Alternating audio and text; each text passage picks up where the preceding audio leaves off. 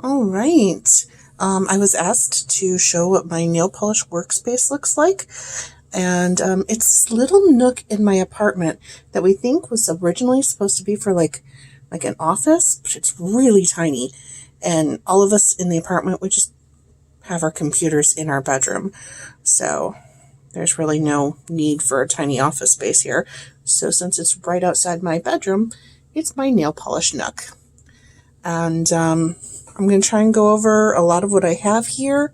For beginners, a lot of this isn't necessary. Again, if you're a beginning nail artist, all you really need is nail polish. That's the place to start. But as you go along, you get enamored with all the different pretties.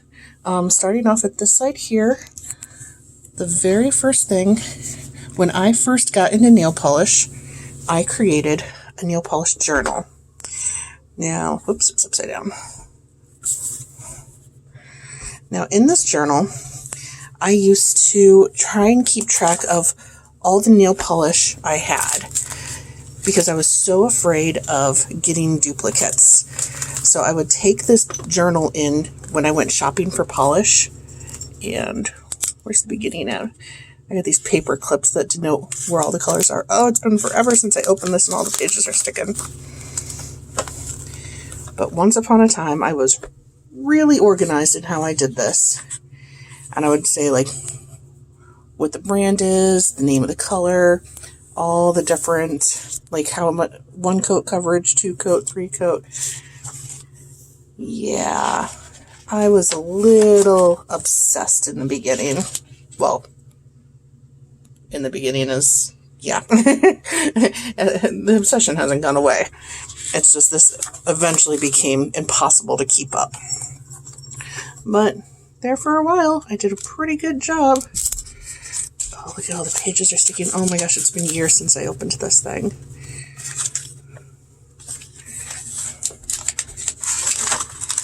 Look at all that, the greens. Okay, no, enough nostalgia for now. But I eventually realized this wasn't necessary, but it took me a very long time before I realized that wasn't a necessary thing. But I still keep it here because, it's fun. Next up against this wall here, I have my homemade, oh, this could be hard one-handed because it's really heavy. Oh, my homemade stamping binder. In here is baseball card sleeves with a little piece of, that shelf liner that's kind of rubbery. There's a little square that I cut them into squares, and I slipped them into each of the slots so that my plates wouldn't fall out. Now, back in the day, this was pretty much the standard size for plates, and a lot of companies were making this size, and they fit really well into the binders. Nowadays, this really isn't a standard size anymore. You'll still see some companies making it, but a lot of them have gone to the rectangular size, the size about like this now. As far as I understand, stamping was originally created by a company called Conad, and they're not a particularly nice company from what I get. They wanted to try and copyright or patent the technique of stamping. And anytime anyone else made other stamping plates, not even ones that were like this one here is a Conad copy or counterfeit, because it's exactly the same as their M50, and I bought it at Walmart from another company. So this is obviously a Conad counterfeit. But despite ignoring counterfeits, people were making their own designs. They were sending cease and desist letters to, because they were trying to control the actual technique. That's my understanding of it. And so a lot of indie makers, it was a scary time for people who were making their own plates at the time. But yeah, so they fit really well into the baseball card sleeves. There are other size. This one here is about the half sheet of paper size. That's also kind of popular. This has become the modern size for stamping plates. Most stamping plates are now in this size here. And it's a little harder to find card sleeves in this one here. I went to a specialty, like a game store, like a card game store, baseball card, they had specialty plates. So this one here is a little bit more shaped for that. Sorry for that minor interruption. Amazon person showed up. Where was I? I don't know, something about card sleeves. Yeah, this is pretty much the modern size that plates come in now. It's pretty popular. And then the next size up would be the nearly full size.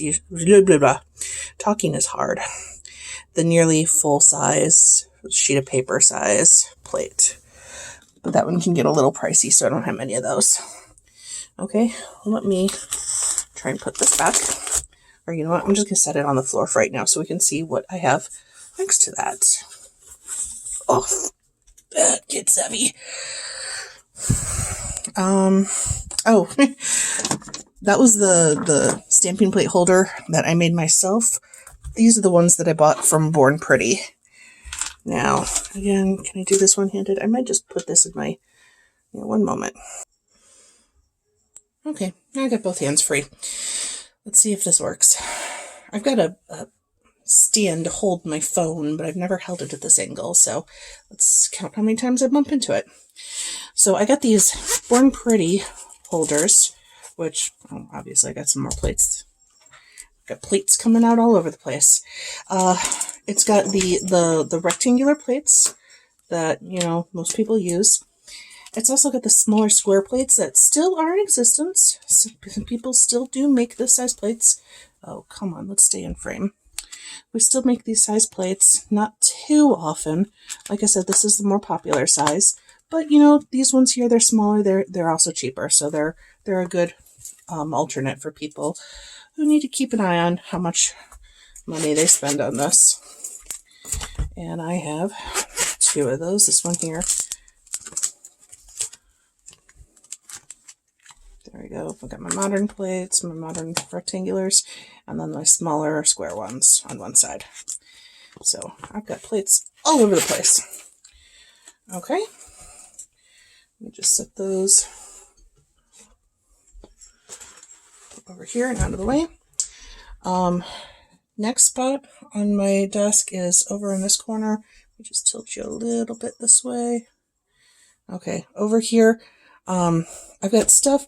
I have a blog that I haven't updated in forever, but I've got some stuff here that I bought that was kind of interesting or different or new in the nail polish world. So this is stuff I want to write reviews on. So, I got a nail stamping kit that I found at Walmart.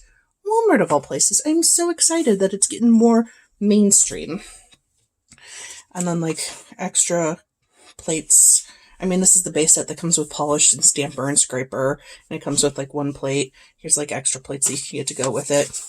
Almost called it a booster pack. And then this one here is another small stamping set that I found at Ulta, I think. So again, stamping becoming more mainstream. This is something I got just about a week ago. Crystal and pearl stamping kits.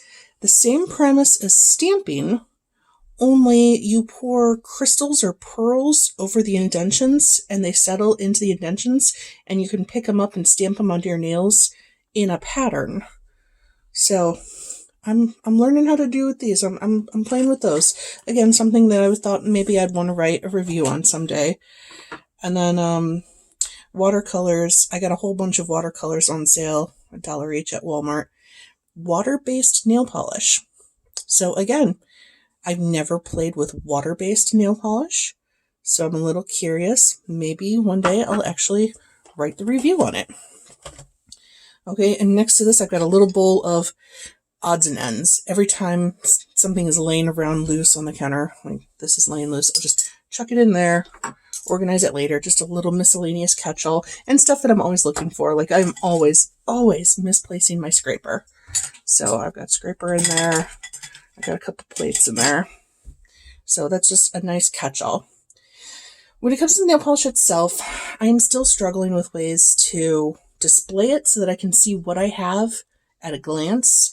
This has been the best compromise between cheap, space-saving, not having to drill into the walls because I am at a rental place, and still being able to see most of it. But I only got these 4, and I've been trying to find more. There's no maker's mark on these tray things. I'm having a heck of a time finding ones that are that deep. I mean, that's 6 to 8 inches deep there. And all the in and out trays I'm finding are like that. So trying to find bigger trays so that it'll hold nail polish bottles, because I'll stack higher. I don't mind going higher because I'm starting to outgrow these. The polishes that I have out in front, these are some specialty polishes.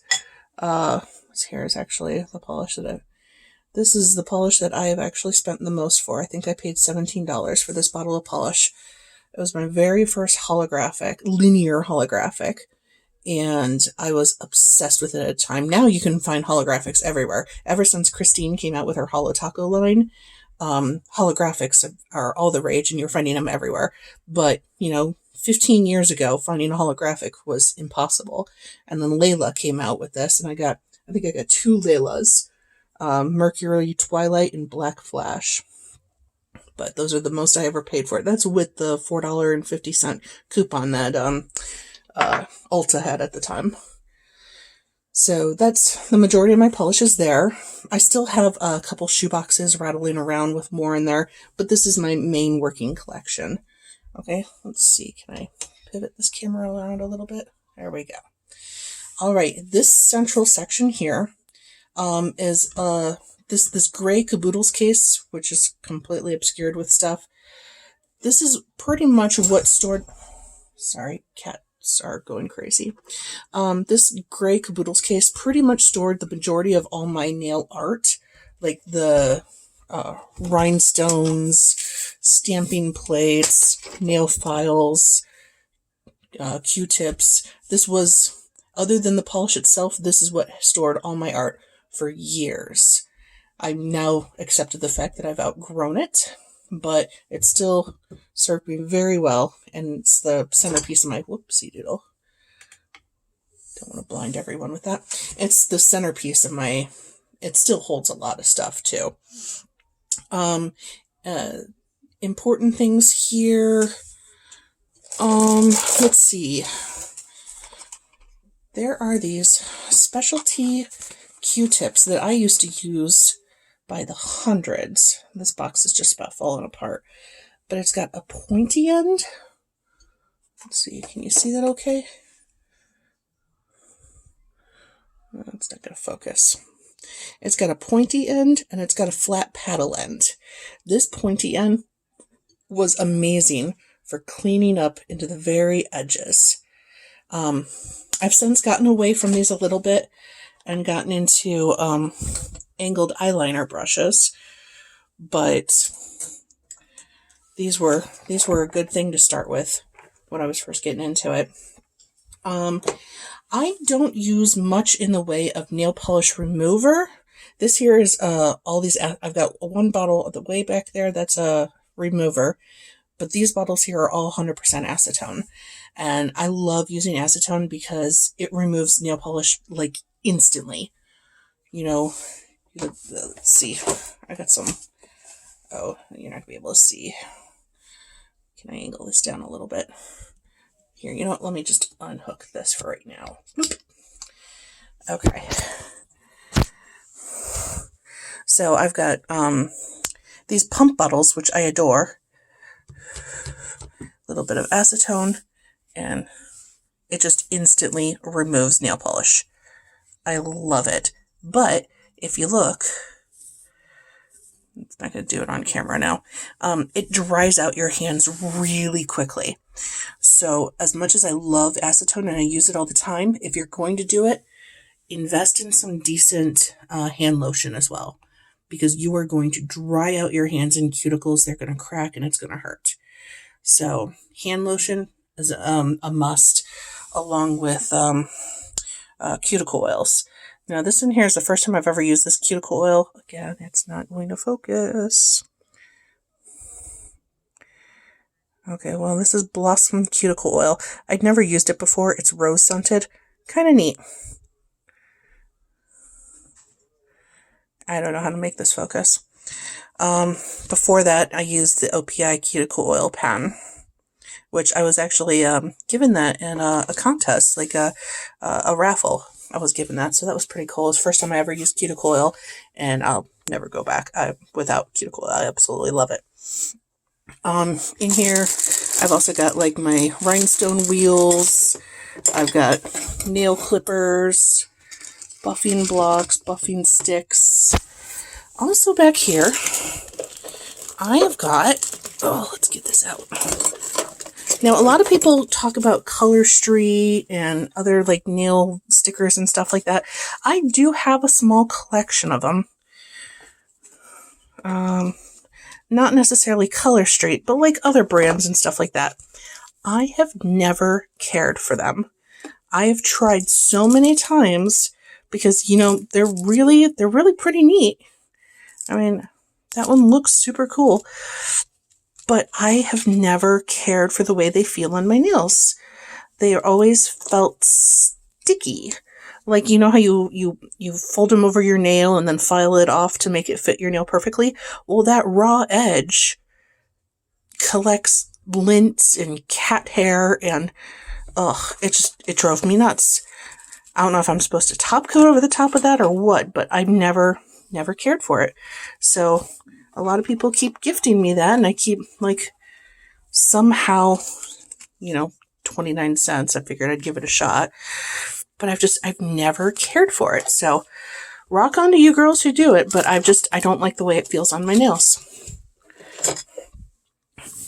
Also in here, I've got some nail foils. That's another thing I've never quite got the hang of.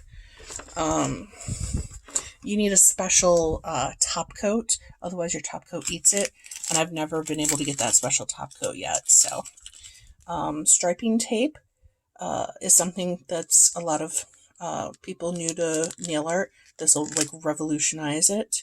The super thin. I've got shiny and glittery. I don't know how to make this focus. I don't know why my camera's just not focusing here. Focus. Bringing it closer is not going to help. Well, anyway, striping tape helps.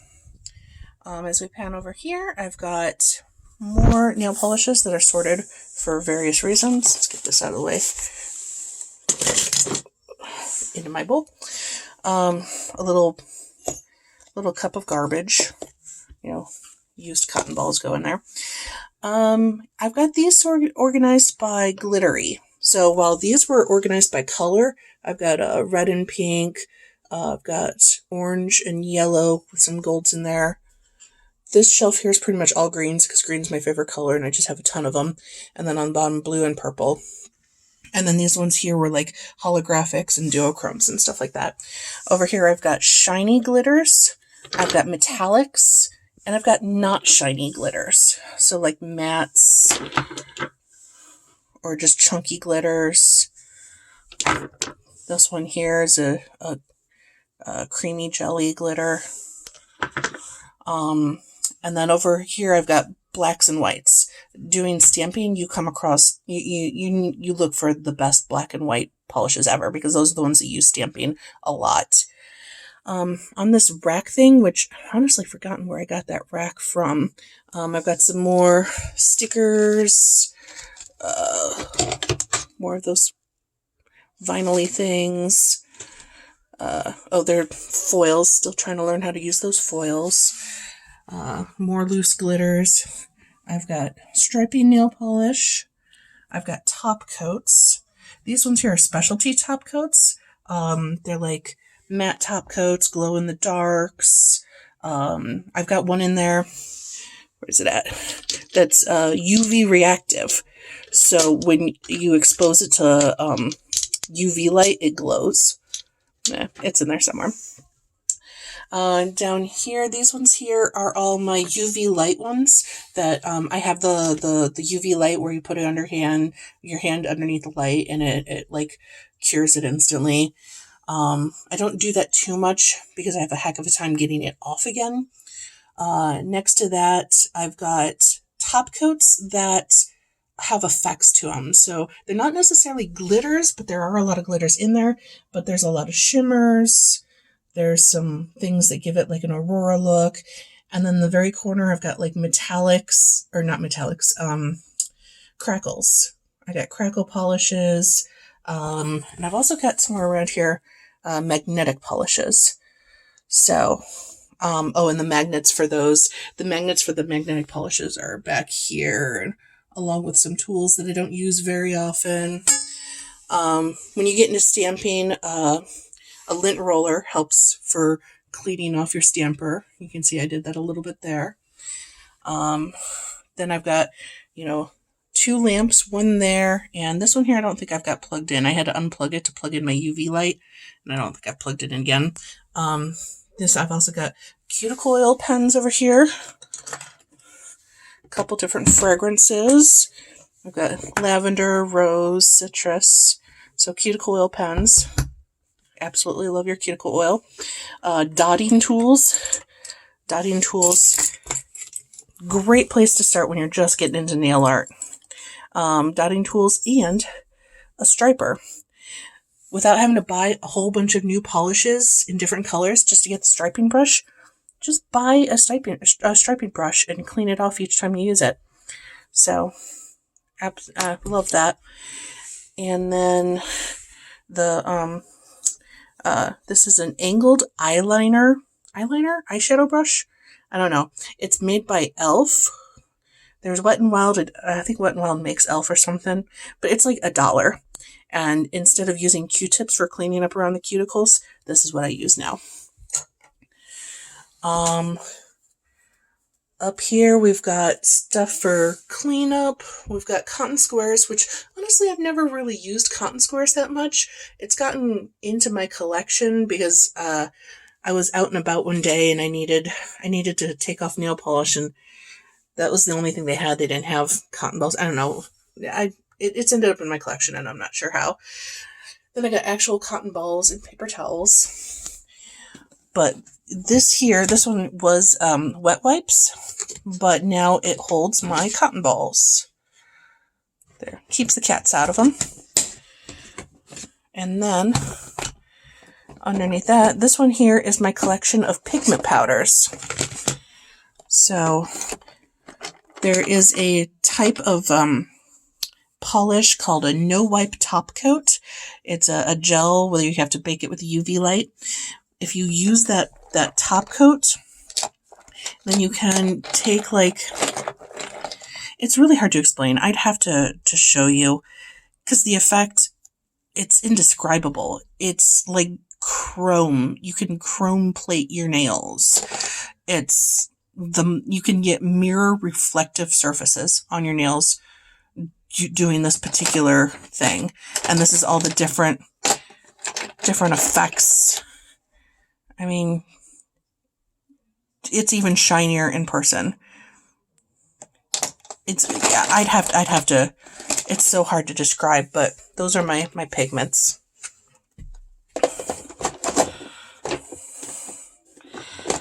I think that's about it for my table. Oh, there's the mats that I work on that I absolutely love. For the longest time, I used Bundle Monster's Lotus mat. Bundle Monster is no longer called Bundle Monster. They now go by the name Maniology. So I'm sure a lot of people will be familiar with Maniology. But I knew them when they were Bundle Monster. I knew them before they were cool. Such a cliche thing to say. Get some of this stuff out of the way. Whoops. Yeah, I'll pick that up later. Okay, so this is the Bundle Monster mini mats, and I've also got the travel around here. It's probably in a purse somewhere. It is a silicone mat that you can practice nail art on.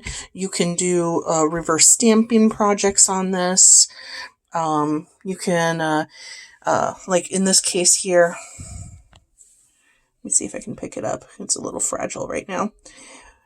If you wanted to color in a stamping project, yeah, it's gonna snap. I always have a hard time with full nail art images, so if I can make them before time and then put them on my nail. So, and then you just apply that to your nail. But yeah, you would just paint it on and then peel it up. I don't think this one's going to do it. This one's too fresh. But yeah, it takes a little bit of practice. So yeah, you can do all sorts of things on the mat. I just recently got this one. This is the Glamour mat by Qtips. It's a little bit thicker. I don't know if it's brighter white because it's opaque and this one was translucent, or because this one is like 20 years old and this one I got like last month. So I'm not sure why this one's probably just faded because it's old, kind of yellowed because it's old. But this one's brand new. It's got a couple neat features. For one thing, it's much bigger than, well, this one here is the mini mat. I don't have the larger mat, which I imagine would probably be about the same size.